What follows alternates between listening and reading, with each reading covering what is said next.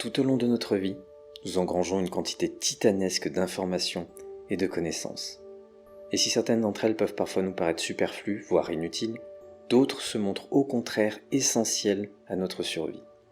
Ces dernières ont en effet pour but de nous aider à nous adapter à l'environnement dans lequel on vit et évolue. Mais cela ne se fait pas sans conséquences, car ces connaissances que l'on acquiert par la théorie et l'expérience ont également une action sur nous que l'on ne soupçonne pas forcément. Dans cette vidéo, nous allons voir quelle est exactement cette action et, au travers d'une étude de cas, comment celle-ci peut parfois véritablement nous emprisonner psychologiquement. Ce que je vais vous dire va peut-être vous surprendre, mais la plupart des connaissances que vous possédez sont essentiellement des croyances. Par exemple, vous savez certainement que le sommet le plus haut des Alpes est le Mont Blanc. C'est quelque chose que vous avez appris. En revanche, je suis prêt à parier que vous n'êtes jamais allé mesurer par vous-même ce sommet. Et c'est normal, car peu d'entre nous possèdent le savoir, le temps, l'envie et les outils adéquats pour pouvoir le faire. On choisit donc de croire ce que les autorités disent à ce sujet, et on fait de même pour la majorité des choses que l'on sait. Enfin, pas tout à fait, car le processus n'est pas exactement celui-ci, il est un peu plus complexe. Toutes ces connaissances, toutes ces croyances que l'on possède, elles proviennent surtout de la combinaison de plusieurs facteurs. Les traumatismes, la maladie, mais surtout l'environnement dans lequel on évolue, et notre tempérament. Par environnement, j'entends par là nos parents, nos amis, nos profs, nos collègues, ou encore des personnes que l'on admire ou qui ont un savoir que nous n'avons pas et que l'on considère comme digne de confiance. Toutes ces personnes nous influencent énormément, que ce soit par leurs pensées, par ce qu'elles disent et par ce qu'elles font. Quant au tempérament, celui-ci trouve sa source dans notre biologie, notre génétique. Il est à l'origine de nos traits de personnalité et avec ces derniers, il influence nos croyances et donc nos choix et nos actions. Un petit exemple rapide, lorsqu'il y a un conflit, une personne qui a un tempérament calme aura plutôt tendance à se diriger vers la négociation, tandis qu'une personne qui se montre généralement agressive favorisera peut-être plus, elle, l'affrontement. Dans les deux cas, chacune d'entre elles croit que son approche est la plus adaptée. Et toutes ces croyances qui découlent de ces combinaisons de facteurs et que l'on a acquises, elles vont nous marquer et surtout, elles vont façonner la manière dont on perçoit le monde, c'est-à-dire le monde qui nous entoure, les autres, mais également nous-mêmes. Elles mettent en place une sorte de grille d'évaluation au travers de laquelle nous percevons et analysons la réalité. L'intérêt de cette grille, c'est qu'elle permet normalement de traiter l'information plus rapidement. Et c'est ce qui donne par exemple les stéréotypes. Du coup, l'ennui c'est que lorsqu'elle est établie à partir de croyances erronées, elle a comme effet de déformer la réalité et peut déclencher des réactions comportementales et psychologiques inappropriées dans lesquelles on peut parfois se retrouver complètement enfermé. Alors je viens de vous expliquer de manière assez succincte comment fonctionnent nos croyances et quelles actions elles ont sur nous. Maintenant vous allez me dire, ok, c'est sympa ton explication, mais concrètement, qu'est-ce que ça donne? Parce que jusqu'à présent, c'est tout de même quand même assez abstrait. C'est pourquoi, en guise d'exemple, j'ai décidé de vous présenter une étude de cas, car je pense que ce sera beaucoup plus parlant que la simple théorie. Donc c'est parti. Voici Marie. Marie a un problème. Depuis quelque temps, elle souffre de dépendance affective. Cette dépendance existe parce qu'elle a ce que l'on appelle une faible estime de soi. Alors très rapidement, parce que l'on confond souvent les deux, l'estime de soi correspond à la valeur que l'on croit avoir par rapport aux autres, tandis que la confiance en soi, elle, est liée aux capacités, aux compétences que l'on pense posséder ou non. Marie donc a une faible estime d'elle-même. Elle considère inconsciemment qu'elle ne vaut pas grand-chose.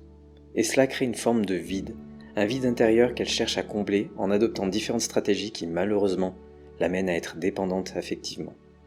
Cette faible estime de soi, c'est une croyance vis-à-vis d'elle-même qu'elle a acquise, semblerait-il, suite à une mauvaise expérience amoureuse. En effet, son ex-compagnon l'a trompée et l'a laissée pour se mettre en couple avec une autre.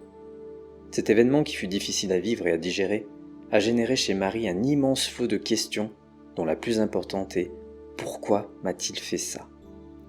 Évidemment, il existe différentes explications possibles concernant le comportement de son ex, mais Marie ne va surtout retenir que l'une d'entre elles, celle que son ex l'a trompée et laissée parce que les autres femmes sont mieux qu'elle. Et cette hypothèse va devenir pour elle une vérité qu'elle va intégrer. Et une fois cette croyance assimilée, un nouveau filtre s'implante dans sa grille d'évaluation du monde et en modifie légèrement sa perception. À partir de là, Marie commence à se voir moins jolie, moins attirante et moins intéressante que les autres femmes. De plus, dès qu'elle reçoit une information qui va à l'encontre de sa croyance, comme par exemple un compliment sur son physique ou sur le fait qu'elle soit charmante, le filtre se met automatiquement en route et va, sur le moment ou un peu plus tard, libérer des pensées qui vont transformer la remarque positive qu'elle a reçue en quelque chose qui correspond plus à sa croyance. Et cela peut donner des pensées du style « il m'a dit ça parce qu'il est gentil », « il m'a dit ça par politesse », « il attend certainement quelque chose de moi » ou encore « il ne le pense pas vraiment ». Et toutes ces pensées vont participer à la garder emprisonnée dans cette vision qu'elle a de sa personne. Elle va se retrouver bloquée dans un certain type de fonctionnement psychologique, et tout ça parce qu'elle a intégré une croyance totalement fausse, que l'on qualifie en psychologie cognitive de croyance dysfonctionnelle. Alors on pourrait s'arrêter là et se dire que oui, son problème d'estime de soi est lié à sa rupture. Mais vous l'avez peut-être remarqué, le souci de Marie est un peu plus complexe et profond. En effet, lorsque l'on prend connaissance de l'histoire qu'elle nous raconte, une question se pose. Pourquoi a-t-elle choisi de croire que c'est parce qu'elle n'est pas assez bien que son ex-compagnon a décidé de la trahir et de la laisser ? Car elle aurait parfaitement pu se dire que s'il a eu un tel comportement, c'est juste parce que c'est un coureur de jupons, un séducteur invétéré et irrécupérable, ou encore un simple connard. Donc, le fait que Marie se dirige vers cette explication et pas une autre indique qu'il existe une autre croyance à l'origine de sa mauvaise estime de soi. Une croyance plus profonde que le psychiatre américain Aaron Temkin Beck qualifie de fondamentale. Celle-ci est généralement acquise beaucoup plus tôt dans la vie, souvent durant l'enfance.